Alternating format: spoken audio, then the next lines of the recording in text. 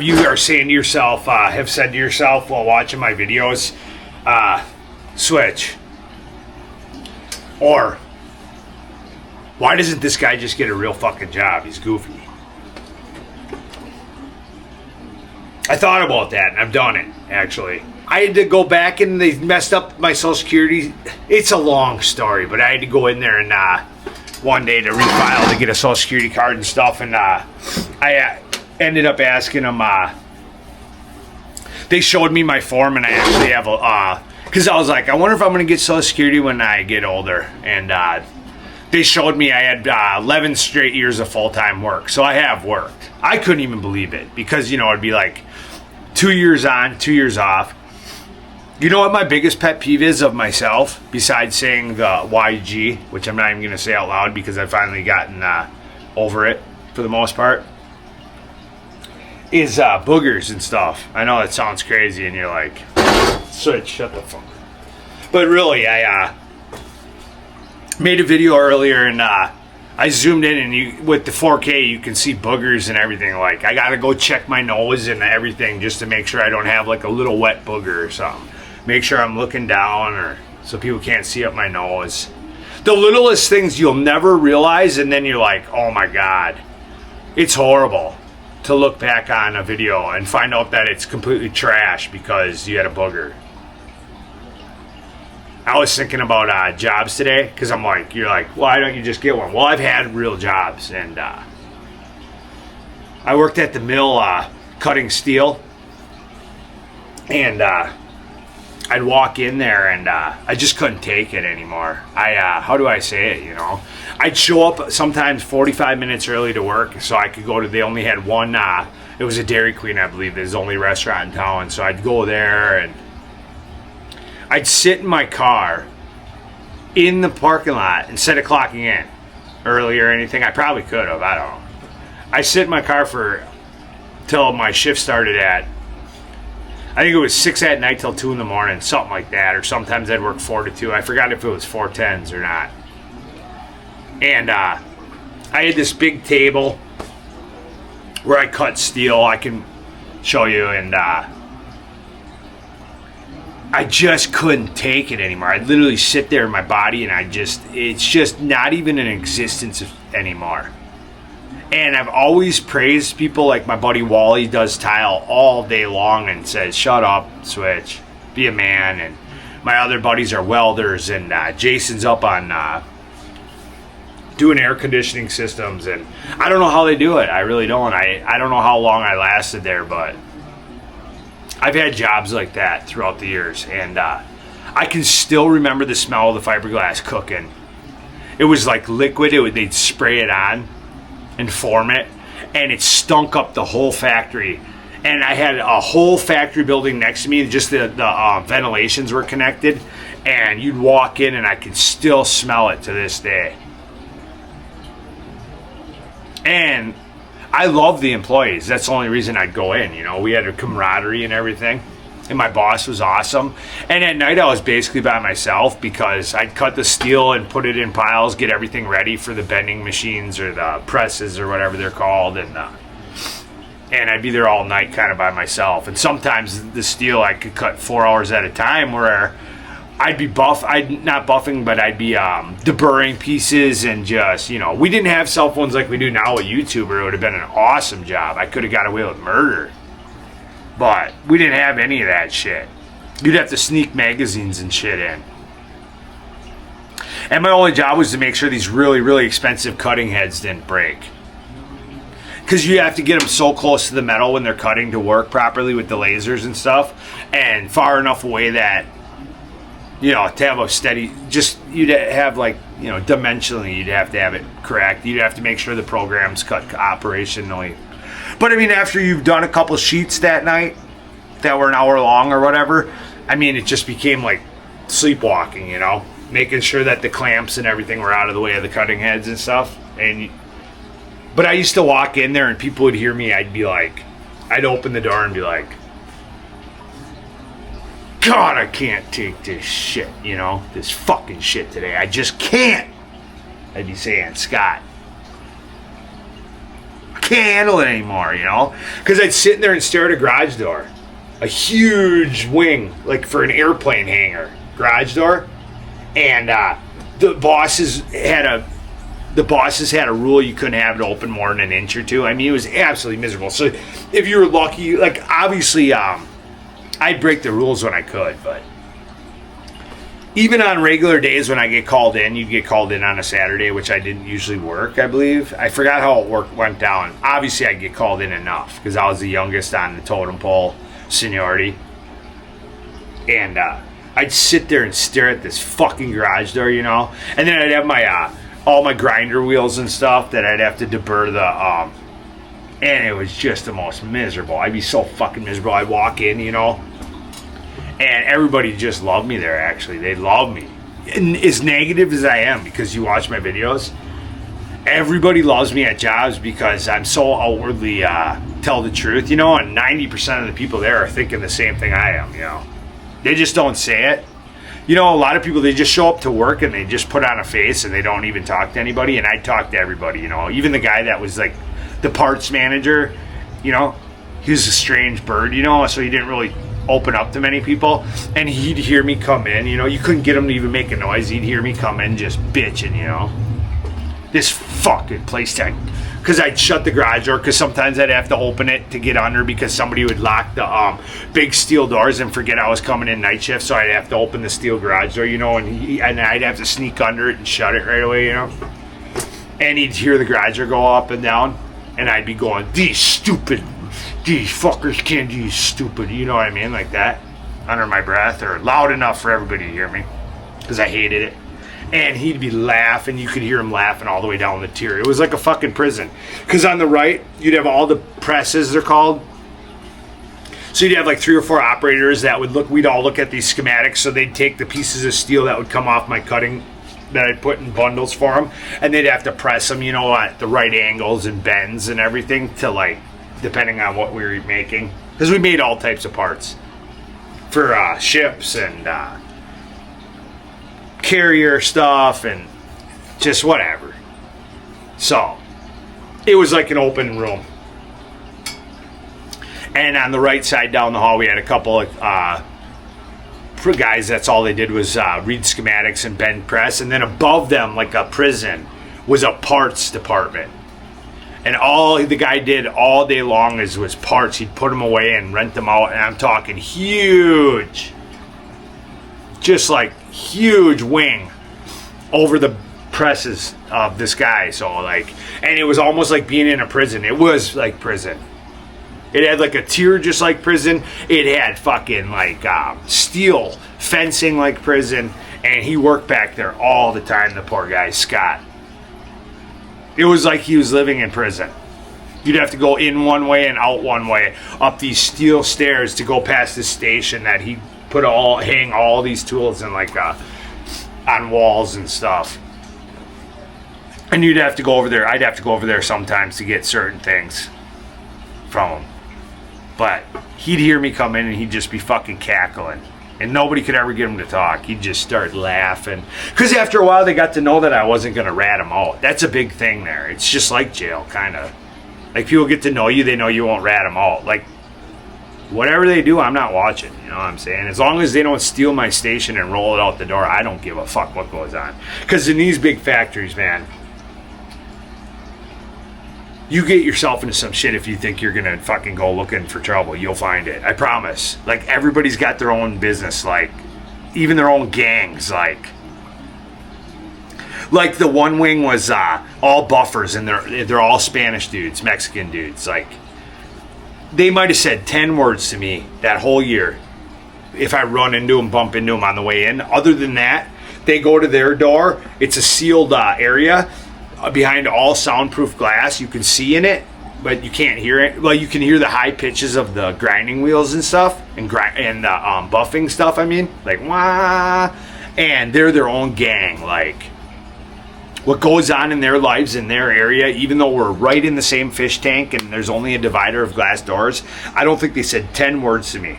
I'm in my own, even though I'm in the same building, I'm in my own, I'm handling my own machine. So I got my couple cutting machines, big machines. And when I say my little area, I mean I probably operate a 40 feet by 40 foot square of the factory, and it's all like it's got its painted off section and everything. And as long as nobody fucks with my shit, because I'll have all my tools set out, and the cutting heads are $4,000 or $5,000 a piece, and that's my area. As long as none of that shit gets stolen or anything gets touched or broken, I don't give a fuck what goes on. So if you got a good attitude like that, and you just roll your eyes at safety meetings and you kind of sit in the back and just mind your own business, and you get a habit of people knowing that you're not going to say nothing about anybody or see anything go missing or anything, like, I never look for it. Like, I don't give a shit what you guys do. Stay as long as nobody touches my area,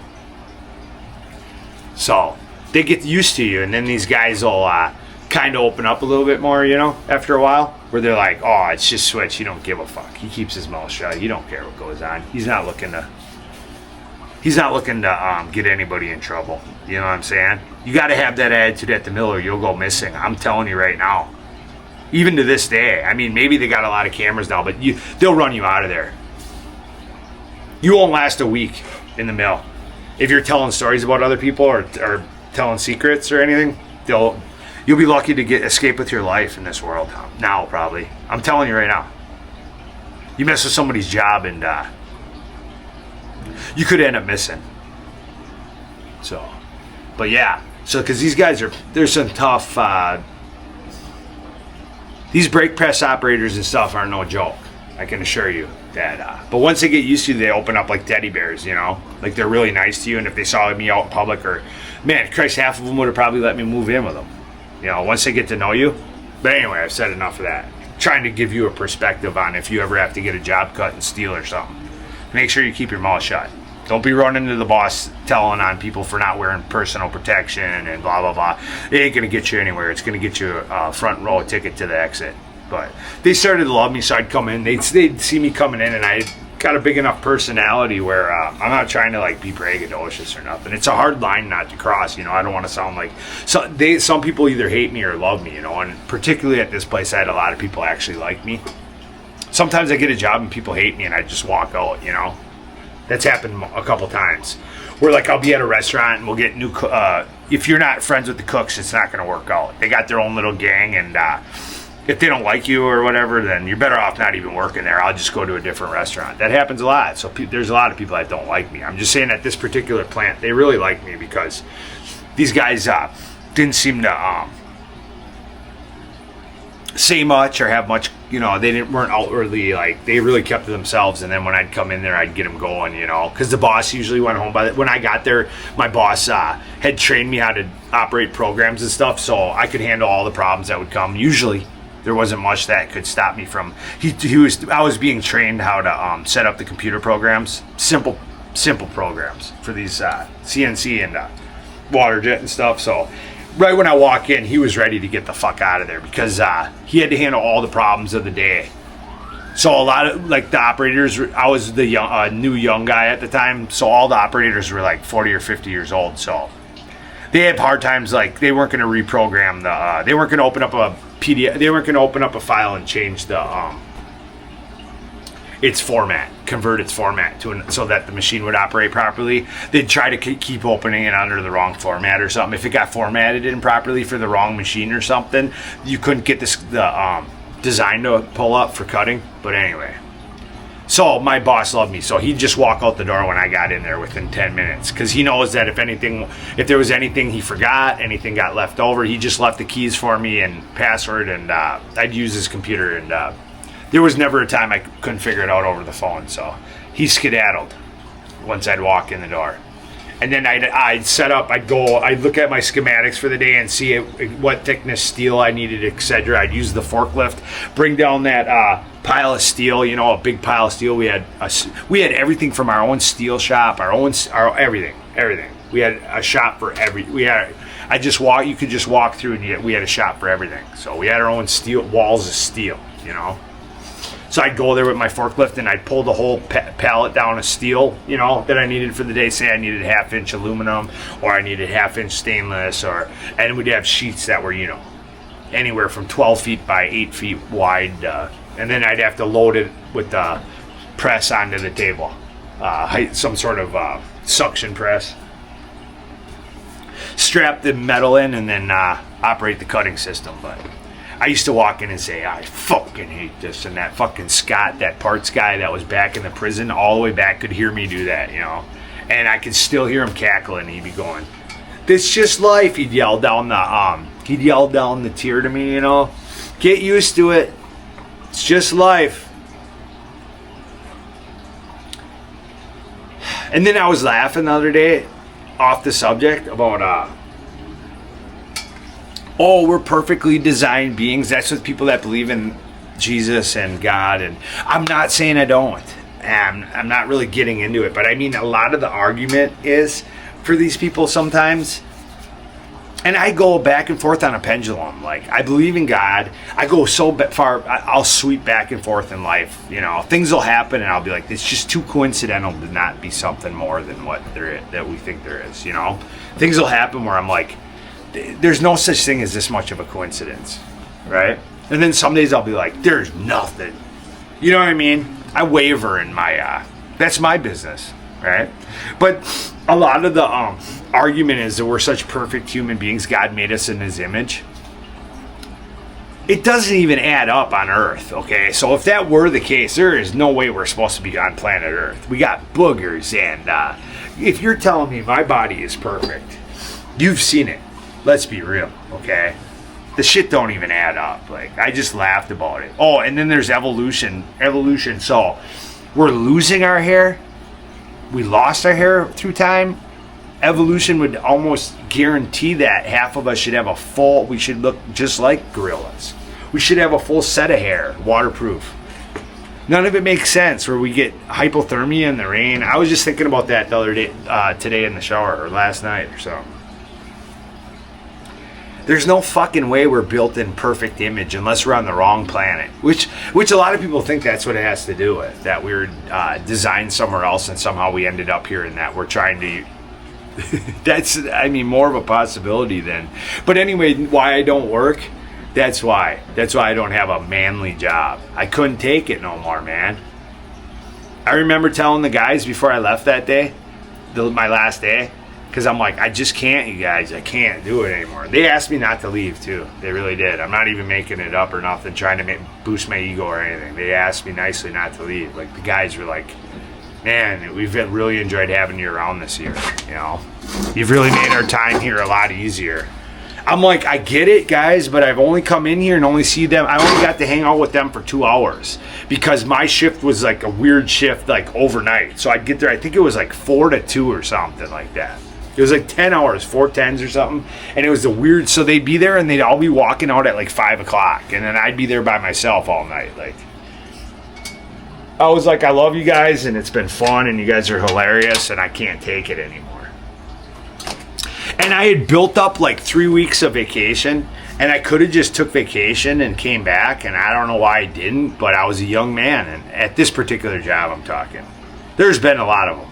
But this one, I just never did come back. I just couldn't do it. I couldn't force myself to go back after the 3 weeks off. Because I got paid for 3 weeks of not being there, and they kept calling me after that. Are you coming back? I feel horrible kind of sometimes, because I wish if I would have known there's nothing to life than what there is, what I found over the years, I probably should have just stayed there. I'd be retired right now. I'd probably be retired right now. Going on 40 and I'd be retired already. I'm almost guaranteeing it. Because maybe I'd have a full family and I'd be divorced. I don't know. I guess you never look at it that way. You only look at it, oh, I lost out on this. I don't know. Maybe my life would be absolutely miserable, but maybe it wouldn't have been, but I'll never forget it. But yeah, they were awesome to me, and they're like, man, I still kind of feel bad because it was a prison. That's why I don't want to go in again. It was a fucking prison. It was like walking into prison. It really was. It was fucking prison. And that's all the jobs there are now. Manufacturing. In a warehouse somewhere. Like a fucking prisoner. I got to come up with a new plan. I got to find something like niche. I got to find something where, like, I don't care if I get $15 an hour. I really don't. If I enjoy my job. So that's really today's topic, is that The only job I'm going to take now is I got to be able to show up to work and just actually enjoy it a little bit. Something, or not be miserable. Not feel like I'm walking into prison. And that is so much harder than said than done. Have a fabulous day, everybody.